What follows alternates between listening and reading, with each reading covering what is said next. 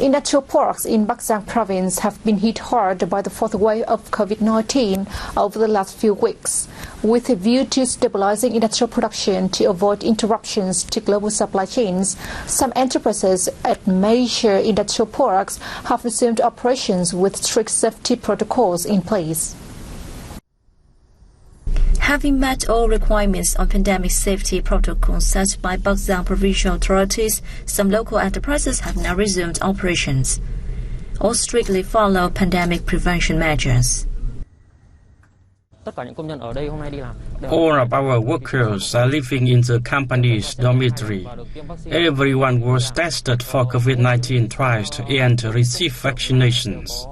No in-person contact with those outside the industrial park is allowed.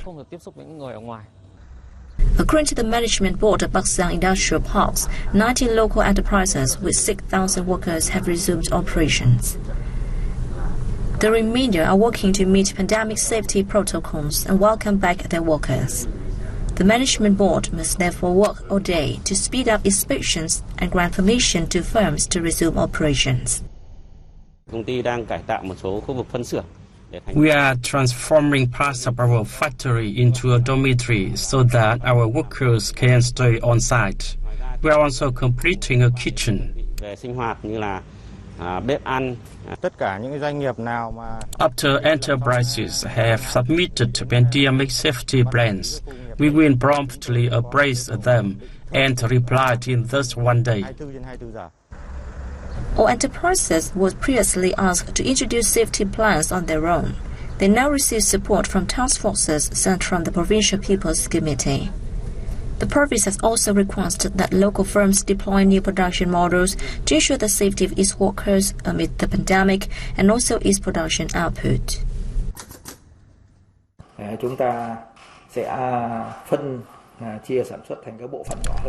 Firms should divide production units into sub-units. The accommodation and factory area should be in a closed space. All workers must be tested for COVID-19 twice, receive vaccinations, and be informed about pandemic safety measures.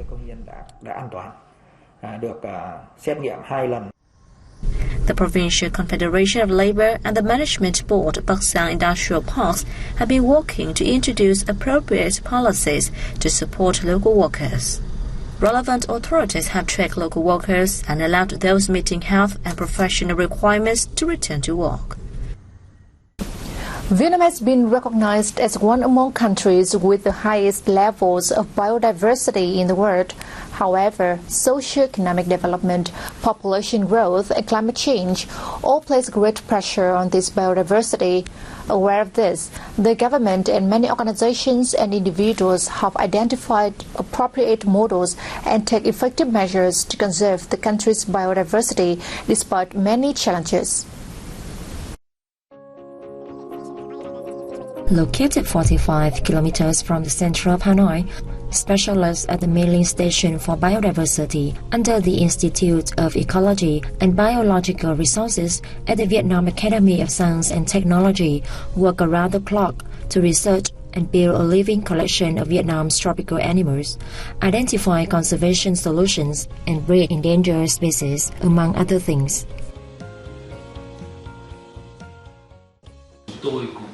We have preserved primates, reptiles, turtles, orchids, and rare genetic resources of Vietnam, which had become degraded in the natural environment. Founded in 2020, the Education for Nature of Vietnam is one of the first and leading nature conservation organizations in the country, striving to end illegal wildlife poaching and trade. We try to act as a base for people and support authority in protecting wild animals. And if anyone discovers any wildlife violations, they can call our hotline on 1800-1522. After receiving information, we will work with authorities to handle the problem according to the law. With a theme, we are part of the solution for nature. The International Biodiversity Day 2021 called upon people to live in harmony with the nature. There are many solutions for conserving biodiversity and protecting nature, and people are an important part of these solutions. People and nature need to be connected in order to maintain biodiversity. People are key. Vietnam is among 16 countries in the world with high biodiversity, boasting extremely rich flora and fauna. Joining hands to restore ecosystems and conserve biodiversity is an important solution for sustainable development.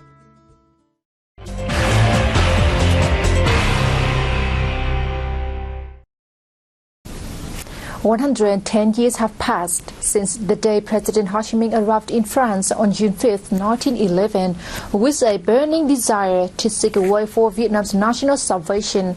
On this occasion, join us to learn more about the memories of Uncle Ho that have been preserved in French hearts for more than a century. In 2005, on Ho Chi Minh's 115th birth anniversary, a statue commemorating the great leader was built in Montreal Park on the outskirts of Paris by the government and people of Montreal City.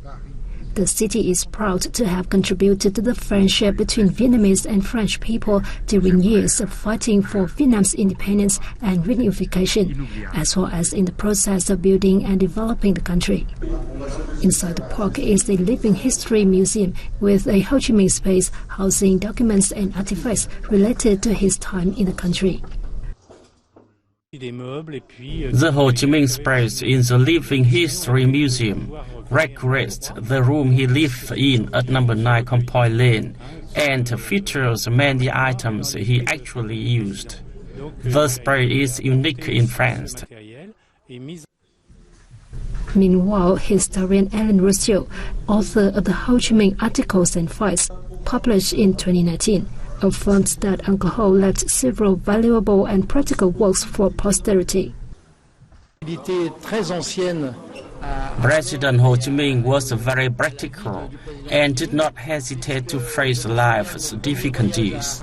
He cared about people from all walks of life and always reminded leaders and party members to be close to the people. Uncle Ho's spirit of freedom and peace connected people from the two countries.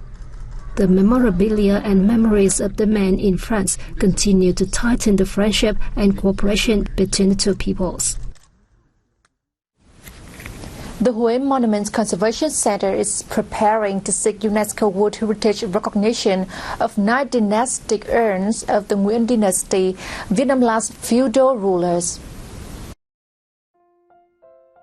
Urn is a kind of ancient Chinese cadrons that stand upon legs with 2 fixing handles. The 9 dynastic urns placed inside Thế Tổ Temple are all cast in bronze. They date back to a 3-year, 1835 to 1837 period under the reign of King Minh Ma. Each one about 2 meters tall and weighing up to 2,600 kilograms, commemorates an emperor of the Nguyen dynasty which ruled from 1802 to 1945. Over 200 years, all the 9 urns still remain intact. The relic was not only made to glorify the Nguyen kings, demonstrating the power of the Nguyen dynasty, but also served as a geographic encyclopedia of Vietnam early in the 19th century, with over 162 carved portents exquisitely embossed on the surface. They were recognized as a national treasure in 2012.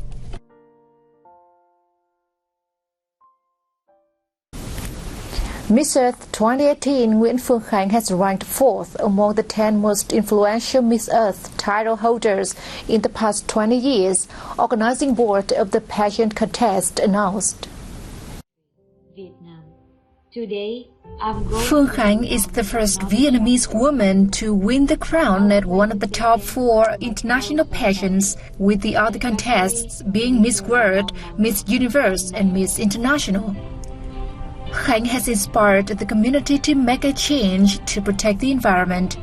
Top 3 of the list are Miss Earth 2013 Alice Hendrick, Miss Earth 2017 Karen Bascom, and Miss Earth 2005 Alexandra Boswadek. Miss Earth is an annual international environmental-themed beauty contest promoting environmental awareness around the world. If you are seeking a quiet respite from busy city life, the northern mountainous province of Lào Cai is perfect for your next trip. Forbes says Lào Cai is one of the 5 stunning natural wonders to visit across Southeast Asia. The U.S. magazine says, for those wishing to immerse themselves in the stunning terraced hills that Vietnam is renowned for, few destinations can compare to Lào Cai province, a hilly region in the northernmost reaches of the country. Visitors will have opportunities to discover the stunning landscapes and excellent control in Lào Cai City, Sapa Town, and Vietnam's tallest mountain, Phan Xipang. For a truly memorable vacation, tourists should experience a trek across the Chinese border to Kunming, a verdant destination called the City of Eternal Spring. Other natural wonders it recommended in Southeast Asia are Puerto Princesa Subterranean River National Park in the Philippines, Thailand's Red Lotus Lake, Mount Kinabalu in Malaysia, and Indonesia's Komodo Archipelago. And it's also wrapped up our news bulletin. Thank you for tuning in and see you next time.